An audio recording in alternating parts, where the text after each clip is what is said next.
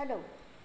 आज सेट्स के मॉड्यूल 2 में हम सीखेंगे कि सेट्स कितने प्रकार के होते हैं, वेन डायग्राम्स सेट्स में कैसे इस्तेमाल होते हैं और सबसेट्स का मतलब क्या होता है। सेट्स के जो प्रकार हैं उसमें सिंगलटन सेट, एम्प्टी या null set, finite set, infinite set, equal set, इनको एक एक करके हम समझने का प्रयास करेंगे।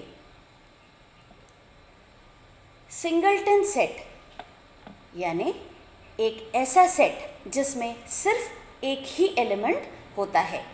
एग्जाम्पल में देखिए, ऐसा नेचुरल नंबर जो 3 और 5 के बीच में हो तो वो सिर्फ 4 है, यानी ये एक सिंगलटन सेट है।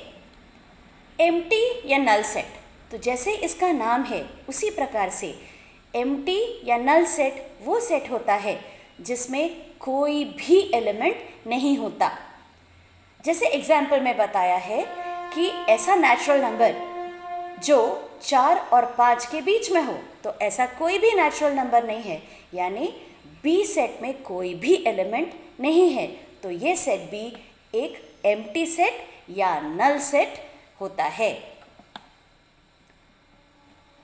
फाइनाइट सेट, एक फाइनाइट सेट वो सेट होता है जिसमें जितने एलिमेंट्स होते हैं वो हम गिन सकते हैं, जिसको हम डेफिनेट नंबर ऑफ एलिमेंट्स या फाइनाइट नंबर ऑफ एलिमेंट्स बोल सकते हैं।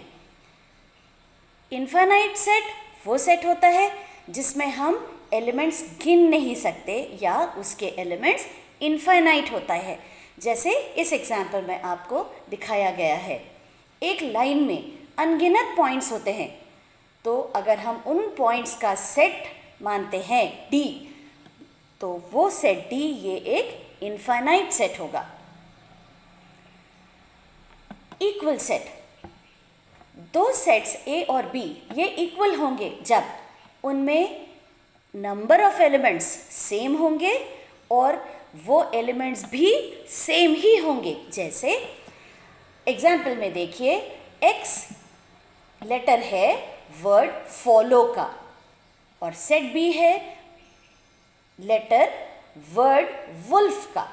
अब फॉलो के लेटर्स कौन कौन से हो गए? F O L W. हम एलिमेंट्स रिपीट नहीं करते सेट में। इसी तरह वुल्फ के एलिमेंट्स हो गए डब्ल्यू ओ एल एफ। तो नंबर ऑफ एलिमेंट्स भी 4 हैं और नंबर ऑफ एलिमेंट्स भी सेम है, तो इनको हम कहते हैं इक्वल सेट्स। वेन डायग्राम ये एक क्लोज्ड फिगर होता है, तो या तो हम सर्कल ले सकते हैं, स्क्वायर, रेक्टेंगल, ओवल शेप भी हम ले सकते हैं जैसे दिखाया गया है। तो कोई भी क्लोज्ड फिगर ये एक सेट को रिप्रेजेंट करता है। जैसे एग्जाम्पल में दिखाया गया है, एक ओवल शेप में ए लिखा हुआ है और उसके अंदर लिखा हुआ है 1 2 3 4 5 6। तो सेट ए के एलिमेंट्स हैं 1 2 3 4 5 6। उसको हमने एक ओवल शेप के अंदर डाल दिया जो एक सेट ए को रिप्रेजेंट करता है।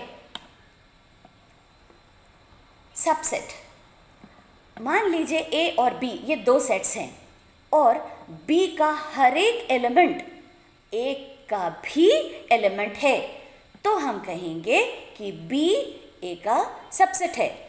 उसको लिखने का तरीका देखिए, स्लाइड में बताया गया है। एग्जाम्पल के तौर पे ए के एलिमेंट्स हैं 1 2 3 4 5, बी के हैं 2 और 4।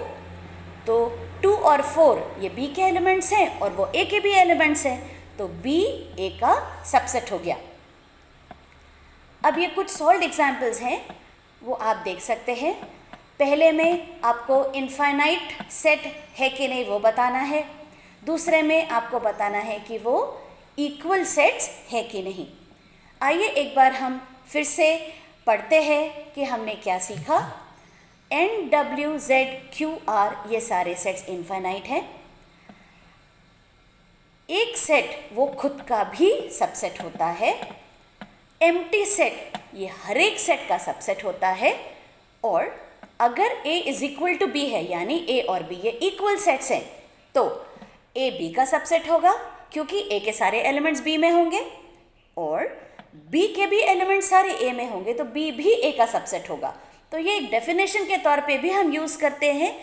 कन्वर्सली अगर या उल्टे तरफ से अगर हम पढ़ें तो बी ए का सबसेट है और ए भी बी का सबसेट है।